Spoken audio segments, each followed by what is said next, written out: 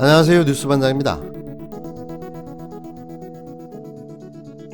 오늘 민심의 절대 요구인 통합 열차가 출발합니다. 목표는 문재인 정권을 심판하기 위해서입니다. 문재인 폭정 저지라는 기치 아래 한데 뭉쳐야 합니다. 이번 총선에서 승리해야만 자유우파의 공간 자체가 커지게 됩니다. 안철수 씨도 김문수 전 경기지사도 전광훈 목사도 통합에 합류해야 합니다. 누구든 독자 노선으로는 살아날 수 없는 엄연한 정치 현실입니다. 설령 산다고 하더라도 극소수의 꼬마 정당으로밖에는 살 수 없을 것입니다. 그렇게 되면 안철수, 정치인 안철수, 정치인 김문수, 애국 목사 정광훈의 존재 이유는 앞으로 사라지게 됩니다. 정광훈 목사나 김문수 전 지사의 경우 국민의 분노를 광장으로 끌어모은 것은 소중한 공로이고 인정받아 마땅합니다. 통합 열차가 출발했다. 정치인 안철수도, 정치인 김문수도, 애국 목사 정광훈도 탑승해야 한다.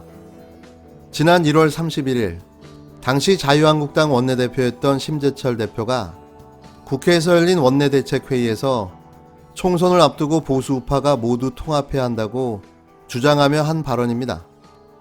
아무리 부정하려 애를 써도 곳곳에 전광훈과 연결된 고리들은 조금만 찾아봐도 바로 확인할 수가 있는데요. 이러고도 여전히 모르쇠로 일관하고 있는 겁니다. 광복절 광화문 집회에 미래통합당은 관여한 바가 없다는 주장만을 계속 반복하고 있는데요. 이 집회를 주도한 것으로 의심되는 기독자유당, 그리고 전폭적 지원을 아끼지 않은 미래통합당과 대형 기독교 교회들, 이미 온라인 커뮤니티에는 8.15 광복절 집회에 참여한 대가로 청년은 10만원, 어르신은 5만원을 받았다는 후기가 올라와 있고, 전국에서 운영된 전세버스는 어림잡아 확인된 것만 100여 대가 되는 것으로 추정되는데요. 한 대당 대략 80만원을 잡고 계산해도 8천만원이라는 비용이 발생하는 거죠. 거기에 집회 참여자가 8만 명쯤 된다고 보면 일당 평균 7만원을 잡고 계산해도 대략 5억 6천만원의 비용이 발생되는데요. 여기에 운영비와 식대 등 기타 잡비까지 포함한다면 최소 7, 8억 원은 좋게 들어갔다고 봐야 하는 거죠. 그렇다면 이 돈은 누가 됐을까요? 물론 이 이야기는 저의 주관적 생각일 뿐 확실하게 확인된 내용은 아직 없습니다. 혹시 정광훈 패밀리라고 할 수 있는 분들이 있습니까? 좀 구체적으로? 패밀리라고 할 수 있는 분이 있죠. 한기총 대표회장을 했고, 그리고 과격한 그 앞에서 끌어주고 뒤에서 밀어주는 사람이 있는데요. 예. 길자연 전 한기총 그 대표회장이 있고요. 그분은 지난해에도 계속 이렇게 그 태극기 집회를 같이 주도했고 항상 마이크를 잡았던 분들이 있고요. 뒤에서 사법부 쪽에서도 굉장히 큰 영향을 미치는 김승규 전 국정원 기독당을 창당하면서 비례대표 2번을 받은 분인데요. 이번에 2번 받았죠. 네, 2번 받았고요. 법무부 장관 출신이고 전 국정원장 출신인데. 예. 네, 검찰에서도 굉장히 검찰 출신이고. 네, 신망이 높은데요. 그분이 든든한 후견인 역할을 하고 있고요. 김동길 목사도 항상 그 태극기 집회를 같이 해주는 분이기도 하고요. 그리고 그 많은 대형교회 목사들이 그 사람을 보냈습니다. 이번 그 8.15 대회도 영락교회, 순복음교회, 온누리교회, 세문안교회, 그 소망교회 장로들, 그런 대형교회 장로들이 모여서 회의를 하고 이번에 그 8.15 대회에 앞장서서 나가겠다 이렇게 하고 장로들이 모여서 회의도 했고요. 할당을 해서요. 각 교회마다 할당을 해서 그 인원을 동원한 흔적이 있습니다.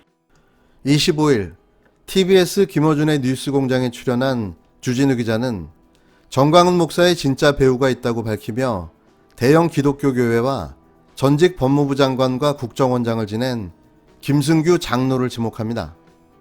여기서 더 특이한 사실은 김승규 장로는 현재 검찰과 사법부의 기독교 모임에도 상당한 영향력을 행사하고 있다고 밝힌 점인데요. 그렇다면 퍼즐이 어느 정도 맞춰지는 거죠. 느닷없는 정광훈의 보석 허가, 그리고 광화문 집회 허가, 이런 게 다 이런 연유였던 건 아니었을까요? 또 광복절 광화문 집회 때 개신교 주요 교단에 소속된 목사들도 인솔자로 나선 걸로 확인됐습니다. 유명 대형교회 장로들도 신자들에게 집회에 나가라고 독려한 걸로 확인됐는데요. 교회별로 몇 명씩 모으겠다는 목표치도 있었습니다. 광화문 집회가 열리기 며칠 전 서울 세문안교회 신자가 받은 문자 메시지에는 뜻있는 모든 권사님과 집사님은 광화문 집회에 참석해달라는 내용이 담겨 있었는데요. 문자를 보낸 장로들 이름 앞에 대한민국 장로연합회 소속이라는 문구가 포함되어 있었습니다. 지난달 만들어진 이 단체는 각 교회의 이른바 애국 장로들의 모임으로 회원수는 500명 정도인데요. 장로연합회는 집회 열흘 전 모임을 갖고 회원들에게 교회별 참석 신자들의 목표치를 요구합니다. 이후 공지를 통해 인원 취합을 독려하며 대형 교회가 낸 목표치도 공개됐는데요. 여의도 순복음교회가 5만 명으로 가장 많고 나머지 교회도 최소 2,000명 이상을 목표로 삼았습니다. 장로연합회에선 총 12만 명 이상이 취합됐고 이 중 실제 집회에 나온 사람은 8만 명이 넘는다고 주장했는데요. 공지에 언급된 해당 교회들은 일부 장로의 개인 행동일 뿐 교회 공식 입장과는 관계가 없다고 선을 그었습니다. 그러니까 종합해보면 기독자유당이 중심이 되고 미래통합당과 대형 기독교 교회가 지원한 행사로 그 배후엔 전현직 정치인과 법무부 장관 출신의 장로가 있었다는 겁니다. 이들이 원한 건 무엇이었을까요? 그리고 그 뜻은 이루어졌을까요? 계속되는 적폐들의 문재인 정부를 향한 전방위 공격들이 새삼스러운 일은 아니지만 검찰, 사법부, 언론, 이제는 종교계까지 그 정도와 수위가 점점 거세지고 있습니다. 그만큼 잘해나가고 있다는 반증이겠죠. 절대 멈출 수도 중단할 수 없는 적폐와의 전쟁은 계속될 뿐입니다.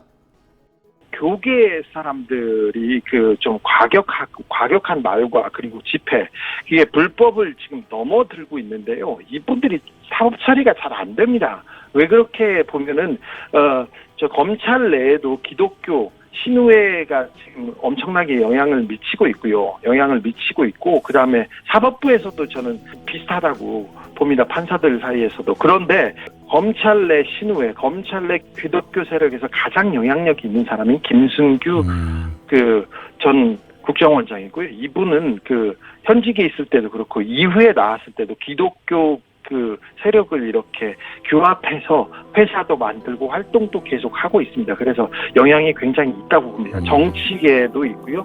그다음에 저 검찰이나 사법부에도 가장 큰 영향을 미치고 있는 원로 중에 한 명입니다.